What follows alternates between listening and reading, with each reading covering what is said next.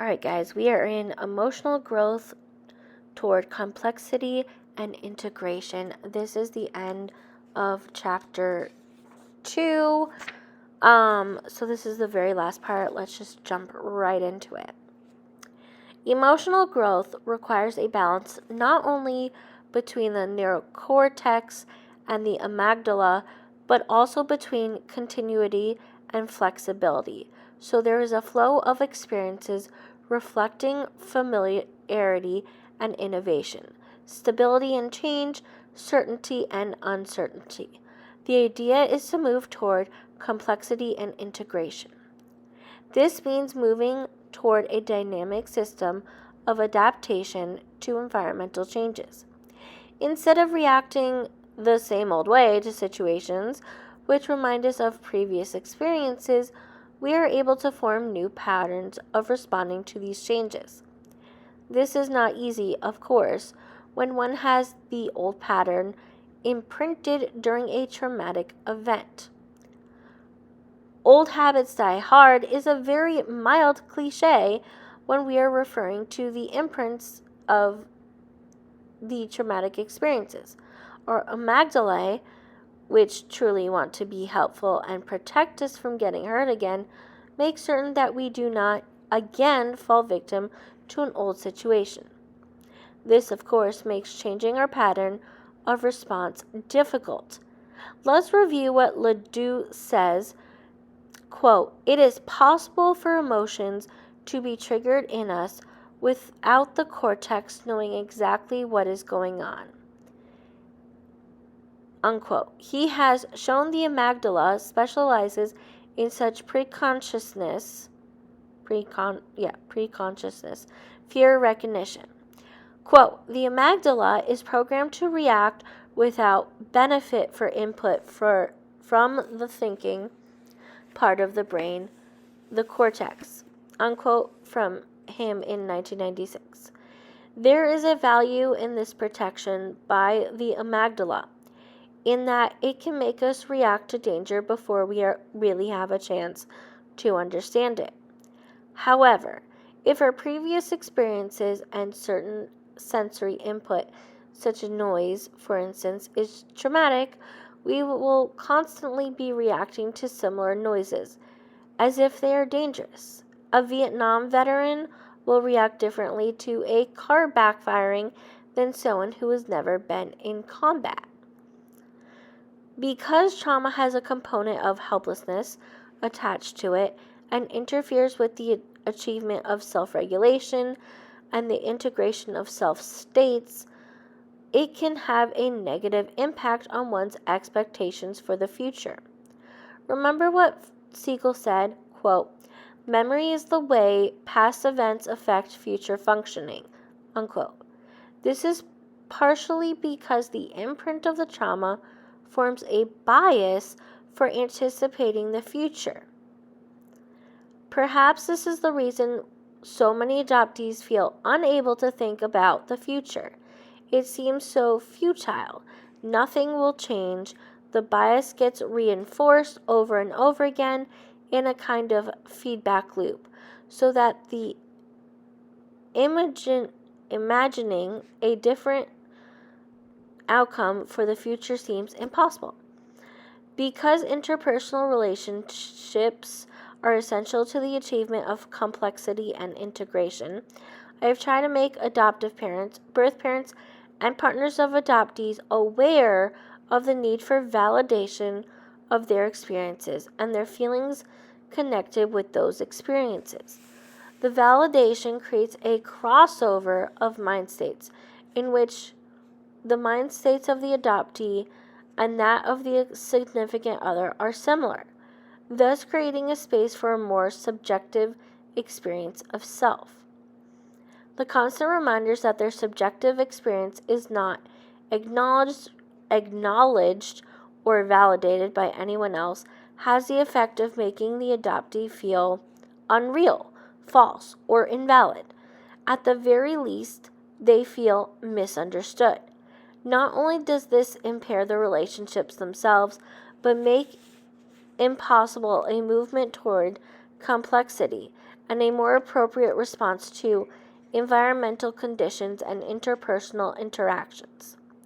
Although many adoptees experience some forms of dissociation, I have not known any who were multiple personalities unless they were schmexually or severely physically abused. We all have many aspects in our personalities, so long as we are aware of those various aspects. We are fine. Siegel reminds us that we all have at least two selves. Quote, the self is capable of at least two contextual states, a private inner core self and a public external adaptive self. Unquote. We often speak of adoptees' adoptive self as a false self. But as Siegel says, quote, there's nothing false about a mechanism of survival, unquote.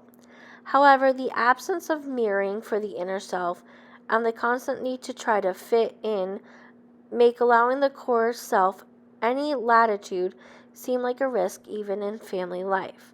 In order for the brain to develop toward a more complex and integrative whole, there must be an attempt to access that inner self and form a sense of cohesion among the various selves. The whole process involves not only our sense of internal integrity, but also our interactions with other minds. We usually begin this process as children, when we begin to see ourselves in time and space and to tell stories about our experiences. This may be called the narrative process. The narrative process is an integral part of making meaning of our life experiences. Again, this is one reason it is important for adoptive parents to pay attention to their children's stories or their pictures, playing, poetry, about their interpretation of their experiences. They are trying to work them out, to have a mastery over them, to make meaning over them. As adults, there is a need to continue the process through art, poetry, journals, stories, myths, metaphors, and music. Telling our stories, whether through an epic poem, an autobiography, or an opera, can be a pathway to healing. A child in the narcissistic phase of development cannot make meaning of the trauma of separation except to believe that they are unworthy of being kept. That belief is hardwired into the neurological system. Okay, I'm going to pause there for a second. It's also when we hear, they loved you so much that they gave you up.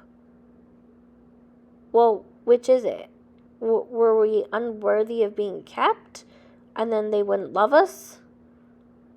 Or like we're equating abandonment with love. Like it's that gets ingrained into us, right? So it's a problem. It's not just our internal, it's the external part of it. Anyway, continuing on. Many adult adoptees try to gain mastery over the belief by reenacting the traumatic event over and over again in their relationships, only to have it reinforced instead. Perhaps taking more control over the situation in the form of one of the artistic endeavors mentioned above would be a better way of integrating it. Then there is the possibility of a more cohesive self composed of the many aspects inherent in all of us. This can lead to a less fearful approach to relationships and intimacy. The mind is a miraculous, complex organ, which responds to our experiences from or perhaps before birth. It is up to us to help change old, imprinted patterns which resulted from the false interpretations of those experiences, so that we can become confident, secure, and loving individuals. Before learning more about self-regulation, regulation, let us look at some of the emotions which cause the most problems for adoptees. They are fear, anger, guilt, sorrow, and joy. Why is joy a problem? Joy itself isn't a problem. The allowing of it is the problem. Let us take these emotions one by one as we learn more about our affective states. All right. So we will be entering chapter 3 tomorrow, beginning with fear, and we will continue to break it down. So I will see you then.